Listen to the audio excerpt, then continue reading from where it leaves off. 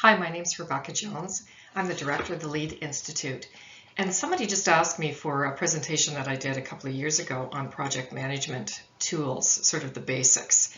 And so it occurred to me that some of those tools we don't always talk about, and we are talking about them right now in the LLEAD Institute. LLEAD is Canada's 12-month leader development for leading from any place for the library and information sector. And so I thought I would just quickly share with you particularly the stakeholder mapping and stakeholder analysis, and of course my all-time favorite, the RASCI, those project management basics. We have already done the project charter within LLEAD. Now, LLEAD is not a project management course. There are all kinds of great courses out there for people to do project management. We do require an organization-wide project to be completed by the cohort. That's a giving back, if you like, to the organization to be investing in their learning in LLEAD. And so we just cover these sort of 6 basic tools: the project charter, of course, and change management methodology, the Moscow matrix, which is a part of the project charter, and it's actually in this blog post if you want it. But then this week we're talking about stakeholder mapping. So very quickly, stakeholder mapping is really to help you use a mind map to identify the stakeholders, those holding a stake of support underneath your project, or a stake they can put through the heart of it. And not because they want to kill the project, but because they see that other projects are more important for them, or they really don't understand what's in it for them to support the project. So it's a really great way to understand who your project stakeholders are that you need to keep on board, on side, or in fact have completely engaged in the project. Now I use a free tool called Coggle, which there's many out there to do my mind mapping, my stakeholder mapping. You can also just do it on a whiteboard. There's a whiteboard over there. It's got stuff all over it. You can do it on flip charts. You can do it. This is the one that we supply as well within LLEAD, which basically just has your project in the middle, and you go out from that for each group. And then what's really important is to identify within a group. Let's say back here, you know, I had the group about IT. IT is a big group. Is it the director of IT? Is it some of the web designers within IT? Who are the actual individuals that you need to be communicating with, working with on the project?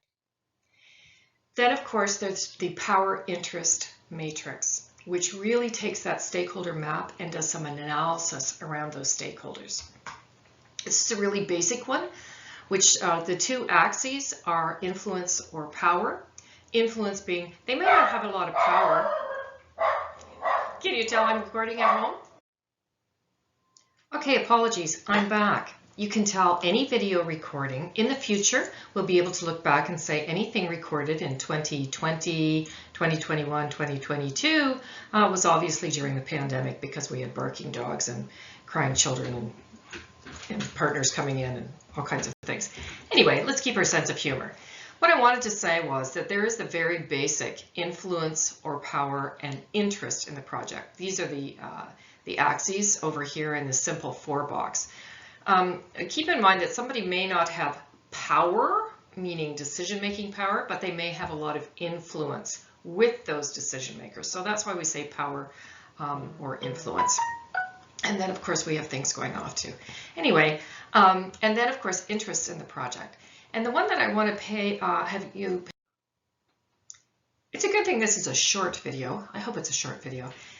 Anyway, this is a much more effective 9 box of power and interest. So the power and the interest, because it allows you to then get much more in depth, in detail about those individual stakeholders and how you need to involve them. So obviously, if somebody has a great deal of power, and they're very interested in your project, they're up here in the top right corner, which means that you need to involve them and closely engage with them.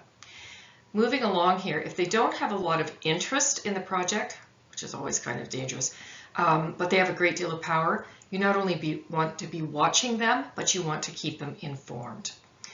If they have some power, depending on their interest, you always want to keep them on side.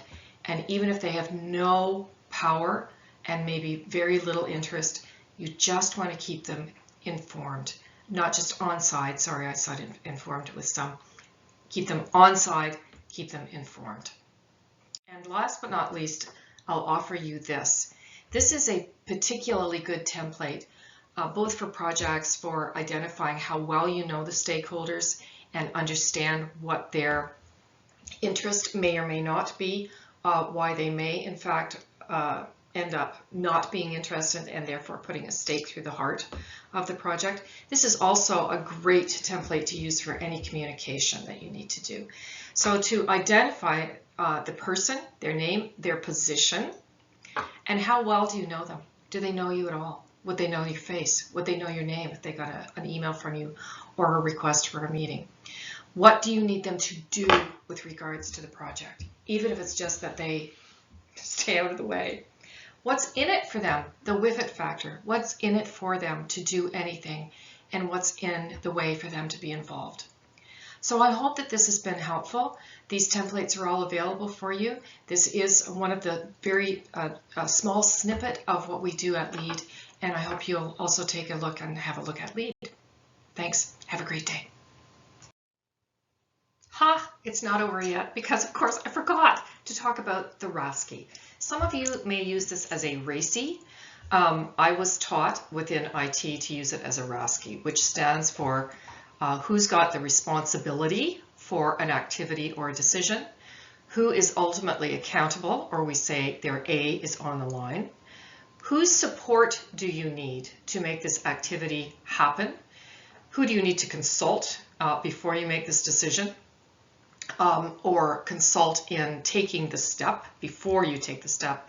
And then lastly, who needs to be kept informed. So the RACI misses the S, and as soon as I say that, project managers around the country will go, oh, the RACI is just fine. That's cool. I just really like this because it's so detailed, and I use it for each major activity or decision in the project. Obviously, when you do get into, large cross-organizational projects, you may need to use it a lot more. I just use it like for each of the phases.